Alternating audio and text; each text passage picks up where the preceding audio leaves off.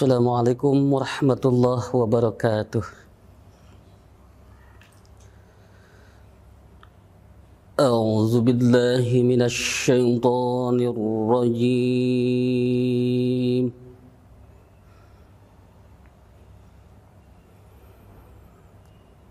Bismillahirrahmanirrahim.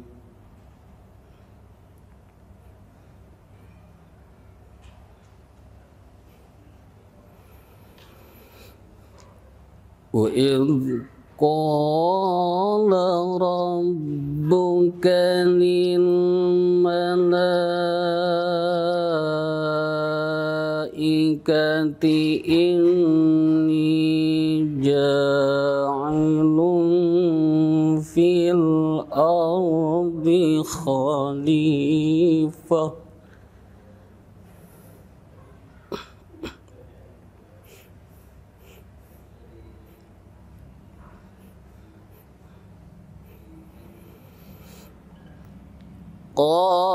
قالوا أتجعل فيها من يفسد فيها ويسفك الدماء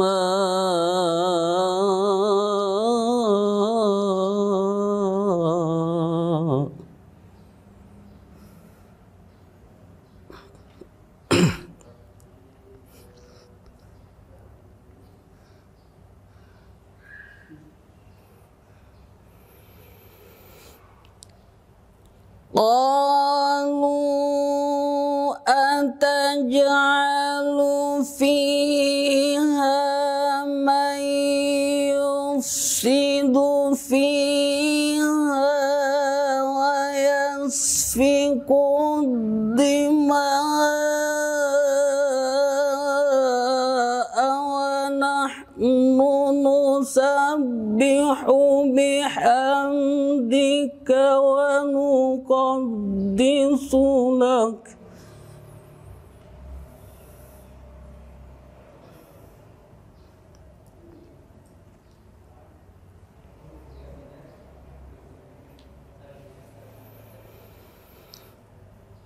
ونحن نسبح بحمدك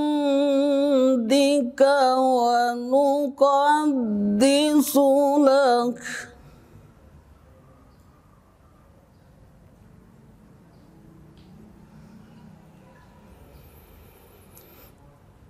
قال إني أعلم ما لا تعلمون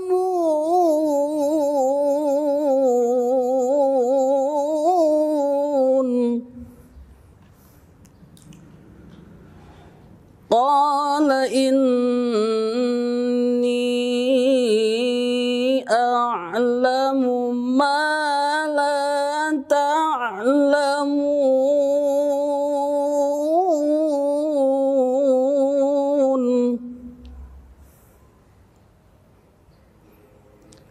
صدق الله العظيم. Akhirul kalam. Assalamualaikum warahmatullahi wabarakatuh. Bismillahirrahmanirrahim. Assalamualaikum warahmatullahi wabarakatuh. Alhamdulillahilladzi an'ama alaina bi ni'matil imani wal islam. Asyhadu an la ilaha illallah wahdahu la syarikalah wa asyhadu anna Muhammadan abduhu wa rasuluhu alladzi la nabiyya ba'dahu wa rasulah.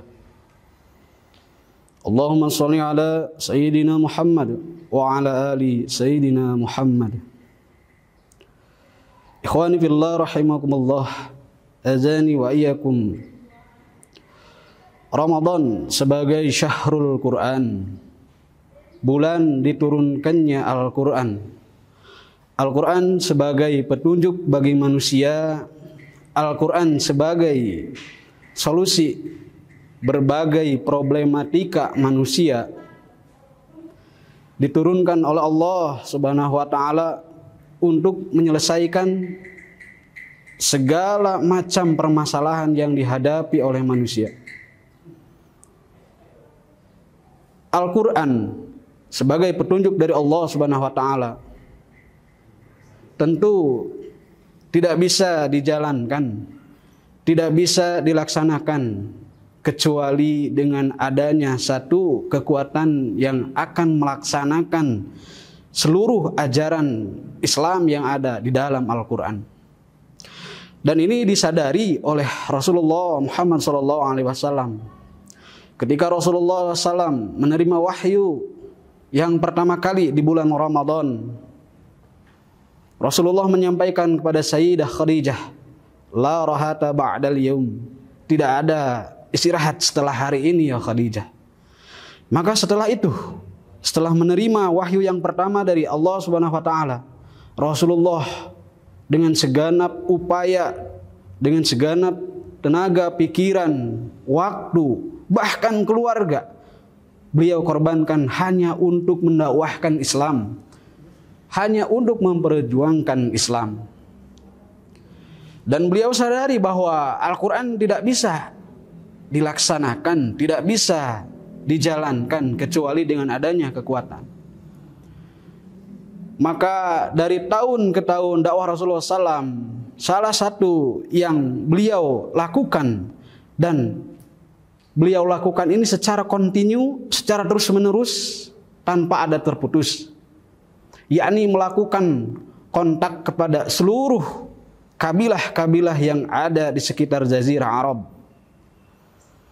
Beliau menghubungi kepada seluruh pemimpin kabilah Arab untuk mengajak mereka kepada Islam dan mengajak mereka untuk menerima kepemimpinan Rasulullah SAW yang akan menjalankan ajaran Islam. Maka disinilah kita bisa pahami bahwa antara Al-Quran, antara Islam dan kekuasaan itu perkara yang sangat tidak bisa dipisahkan. Dan inilah yang dipahami oleh Hujjatul Islam, umat Islam ini, yakni Al-Imam Al-Ghazali di dalam kitab I'tiqad fil Iqtisad. Beliau menyampaikan bahwa ad-din wa sultan lau amanu, bahwa antara agama dan kekuasaan itu ibarat anak kembar yang memang tidak bisa dipisahkan. Ad-dinu asun wa sultanu harisan. Agama adalah pondasi, sedangkan kekuasaan adalah penjaganya. Maka untuk menjalankan seluruh ajaran-ajaran Islam yang ada di dalam Al-Quran hanya bisa dilaksanakan secara utuh 100% ketika adanya kekuasaan. Ini bisa kita bedakan ketika dakwah Rasulullah SAW di Mekah dan dakwah Rasulullah ketika ada di Madinah. Ketika di Mekah beliau sangat sulit untuk menjalankan syiar-syiar Islam, tapi berbeda ketika di Madinah. Ketika beliau sudah menerima tampuk kekuasaan dari Khaus dan Khadraj, maka beliau dengan sangat leluasa mendakwahkan Islam ke seluruh penjuru dunia.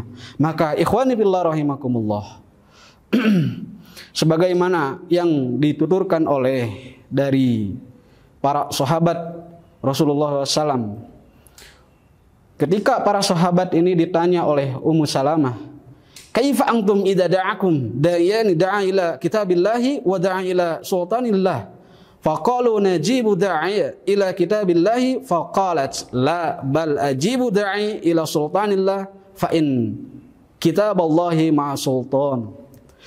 Bagaimana sikap kalian jika ada dua penyeru, yang pertama menyeru kepada kitab Allah dan yang kedua menyeru kepada kekuasaan Allah? Maka para sahabat berkata, kami akan menyambut seruan kepada kitab Allah. Kemudian Ummu Salamah berkata, tidak demikian, melainkan sambutlah orang yang menyeru kepada kekuasaan Allah, karena kitab Allah harus bersama dengan kekuasaan. Maka dengan demikian antara Islam, antara Al-Quran dengan kekuasaan tidak bisa dipisahkan. Ini merupakan satu tanda bahwa Al-Quran atau Islam itu membutuhkan adanya kekuasaan untuk menjalankan, untuk melaksanakan, bahkan untuk mendakwahkannya kepada seluruh penjuru dunia. Demikian di kesempatan yang sangat singkat ini, mudah-mudahan bermanfaat untuk semua para ikhwah, dan mohon maaf bila mana ada kelalaian, ada kealfaan dalam penyampaian.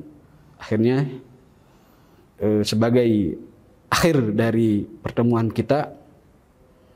Allahul muwafiq bi aqwamit thariq billahi taufiq wal hidayah. Assalamualaikum warahmatullahi wabarakatuh.